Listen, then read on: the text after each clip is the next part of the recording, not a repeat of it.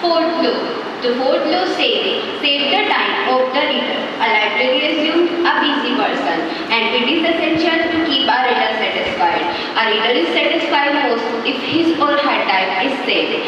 That is, if he or she gets the needed service in minimum possible time. It can be done by all the protons should able to locate the materials they desire effectively and quickly.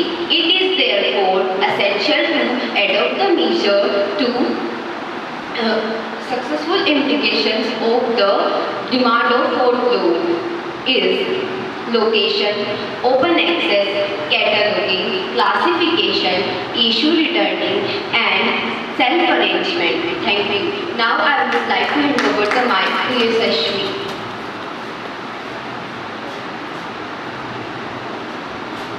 The fifth law is proposed by S.R. Ranganathan. A library is a growing organism is the most interesting in terms of the understanding that it contributes to inventiveness and self-recreation as a survival recreation to the changing environment. A library is a growing organism means that library should be a dynamic institution that is never static in its outlook. Implications are balanced growth, choice of a catalog code, choice of a classification scheme, modernization, library building provision for future. Thank you. Have a nice day. Poetry is when an emotion has found its thought and thought has found its word. So now I would like to call some students to tell us about the most influential and recognized poets of India.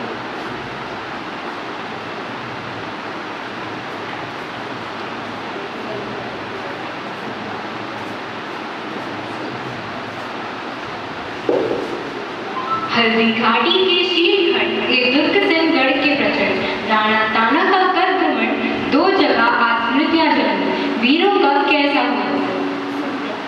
सुप्रभात। आज आप सबका इस समारोह में बहुत बहुत स्वागत है। मैं आज हमारे भारत की एक प्रतिष्ठित कवियत्री के रूप में आप सबके सामने प्रस्तुत हूँ। मैं उनकी एक कविता आप सबके सामने प्रस्तुत करना चाहूँ। पूरे भारत में भी आई फिर से नई जवानी थी, गुमी हुई आज़ादी की कीमत सबने पहचानी थी, दूर फिरंगी को करने की सबने मन में ठानी थी, चमक उठी सन 57 में वह तलवार पुरानी। वो दूल्हे खरगोलों के मुँह सुनी हमने कहानी थी, खूब लड़ी मर्दानी में तो झांसी वाली रानी थी।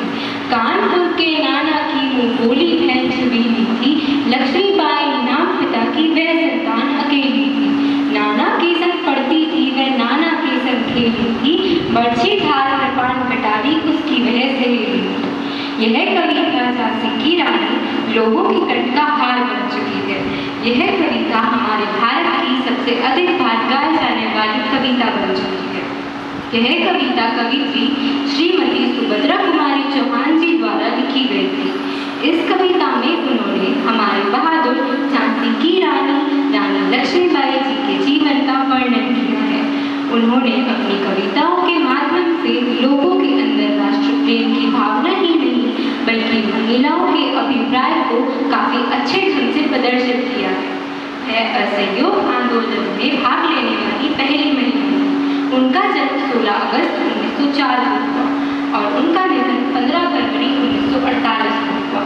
1904 से 1948 के बीच उन्होंने अनगिनत सराहनीय कार्य किए।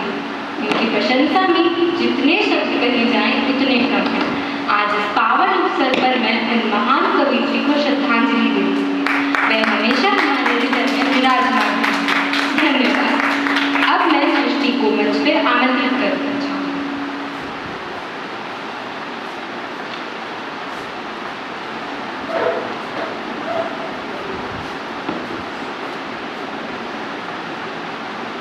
यदि पुरुष देश की शान है तो महिला उस देश की नींव है। सुप्रभात। आज मैं आप सभी का इस समारोह में स्वागत करती हूँ। मैं सृष्टि आज आप सभी के समक्ष सरोजनी नायडू जी के रूप में प्रस्तुत हूँ। सरोजनी नायडू का जन्म 13 फरवरी 1879 को हैदराबाद में हुआ था। वह एक कवित्री व राजनीतिक कार्यकर्ता थी। इसके अलावा वह भारत की प्रथम महिला राज्यपाल भी थी।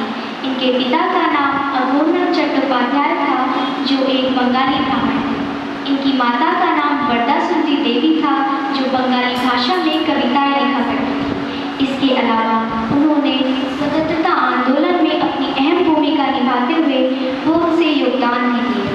वह उच्चतर शिक्षा के लिए इंग्लैंड में पहले ईटन कॉलेज और उसके बाद किंग्स कॉलेज में दाखिल हुई। वह भारतीय राष्ट्रीय कांग्रेस की दूसरी महिला प्रेसिडेंट बनी।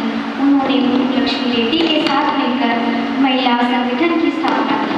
12 साल की आयु में सरोजिनी नायडू ने लेखन कार्य शुरू किया। इन्हें नाइटिंगेल ऑफ इंडिया भी कहा जाता है। नाइटिंगेल ऑफ इंडिया, ये नाम महात्मा गांधी जी द्वारा इन्हें दिया गया था। इनकी बहुत सी कविताएं भी हैं, जैसे नारी मेरा प्यारा भारत। इन्हीं में से एक कविता मैं आप सभी को सुनाने जा रही हूँ। बदलता हूँ मैं, सोच भी बदलता हूँ मैं, नज़रिया भी बदलता हूँ। मैं सोच भी बदलता हूँ मैं, नज़रिया भी बदलता हूँ। मिले ना मंजिल मुझे, मिले ना मंजिल मुझे, तो मैं पाने का जरिया भी बदलता हूँ। मैं सोच भी बदलता हूँ मैं, नज़रिया भी बदलता हूँ। बदलता नहीं अगर कुछ, बदलता नहीं अगर कुछ, तो मैं पाने का पक्ष नहीं बदलता हूँ। मैं सोच भी बदलता हूँ मैं, नज़रिया भी बदलता हूँ। इसी के साथ अंत में मैं कहना चाहूँगी, भारत देश में जन्म हुआ सरोजिनी नायडू था नाम, थी तो देश ही भारत को खिला और गुणों में भी थी बहुत महान। आओ मिलकर नमन करें हम, वो है सच्चे देशभक्त की पहचान। उसकी देशभक्ति और कर्मनिष्ठा पर था पूरे देश को अभिमान। देश की उस महान कवित्री को मेरा कोटि कोटि प्रणाम, मेरा कोटि कोटि प्रणाम।